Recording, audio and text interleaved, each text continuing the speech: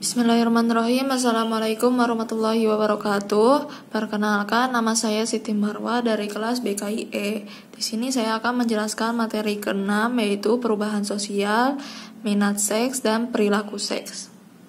Seperti yang diketahui, masa remaja bisa dibilang masa peralihan, yaitu peralihan dari satu tahap perkembangan ke tahap berikutnya.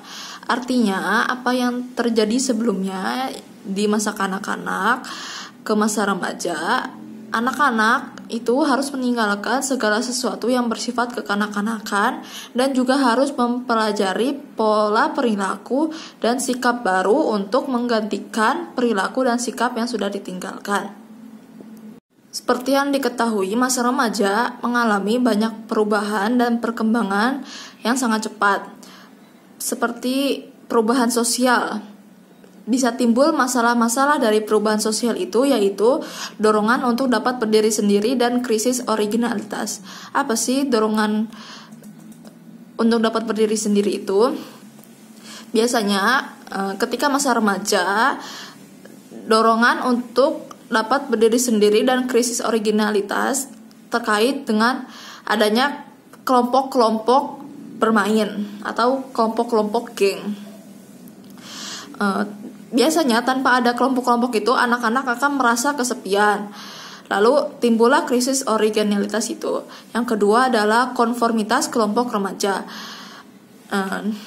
Mereka pasti akan lebih mementingkan perannya sebagai anggota kelompok daripada sebagai pola norma diri sendiri. Mereka akan mengutamakan kelompok itu dibanding diri mereka sendiri. Lalu selanjutnya, remaja dalam waktu luang. Krisis originalitas remaja nampak paling jelas pada waktu luang yang sering disebut untuk waktu diri sendiri. Alangkah baiknya pengisian waktu luang di masa remaja ini dilakukan dengan cara yang sesuai dengan umur remaja dan diisi dengan dengan kegiatan-kegiatan yang baik. Lalu yang selanjutnya, hubungan dengan orang tua. Perubahan fisik, kognitif, dan sosial yang terjadi dalam perkembangan remaja mempunyai pengaruh yang besar terhadap relasi orang tua. Orang tua tidak dipandang sebagai otoritas yang serba tahu untuk mengembangkan pandangan-pandangan mereka. Terkadang hubungan dengan orang tua ini seringkali ada masalah tertentu yang menyebabkan adanya hubungan yang tidak baik. Lalu selanjutnya, seksualitas.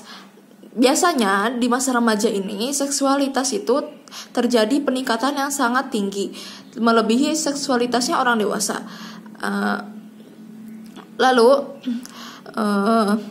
Seksualitas ini merupakan bagian yang normal dari perkembangan perilaku seksual. Yang terakhir yaitu perkembangan proaktivitas. Maknanya yaitu adalah kebebasan memilih. Kebebasan memilih pada sesuatu hal yang dipilih oleh si remaja tersebut. Lanjut kepada minat seks dan perilaku seks. Seksualitas remaja merujuk kepada perasaan seksual, perilaku, dan perkembangan pada remaja. Ini merupakan tahap seksualitas manusia. Seksualitas merupakan aspek yang sangat penting di kehidupan remaja ini. Perilaku seksual remaja adalah dipengaruhi oleh norma-norma budaya dan adat istiadat, orientasi seksual mereka, dan isu-isu kontrol sosial seperti hukum umur dewasa. Pada manusia, hasrat seksual biasanya mulai muncul di masa pubertas. Lalu, perkembangan fisik, kognitif, sosio-emosional remaja pastinya berkaitan dengan sikap dan perilaku seksual remaja.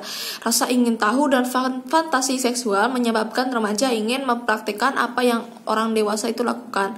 Belum lagi tingkah bermasalah, toleransi, alienasi, konflik keluarga merupakan masalah umum yang berkaitan dengan sikap dan perilaku seksual remaja.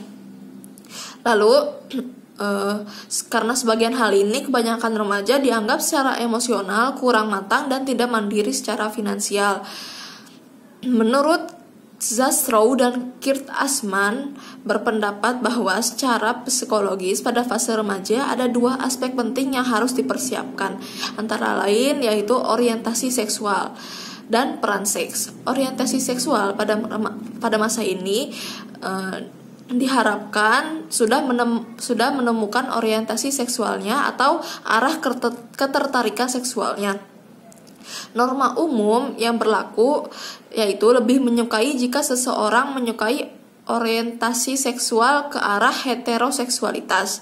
Namun tidak dipungkiri ada remaja yang memilih orientasi seksualitasnya homoseksualitas. Orientasi ini juga dipengaruhi oleh penghayatan terhadap jenis kelamin. Lalu peran seks. Peran seks adalah menerima dan mengembangkan peran serta kemampuan tertentu selaras dengan jenis kelaminnya. Laki-laki akan dekat dengan sifat sebagaimana laki-laki dan perempuan akan dekat dengan sifat sebagaimana perempuan seperti umumnya. Peran seks ini sangat penting pada tahap pembentukan identitas diri. Apakah seseorang itu berhasil mengidentifikasi dirinya atau justru melakukan transfer pada identitas yang lain.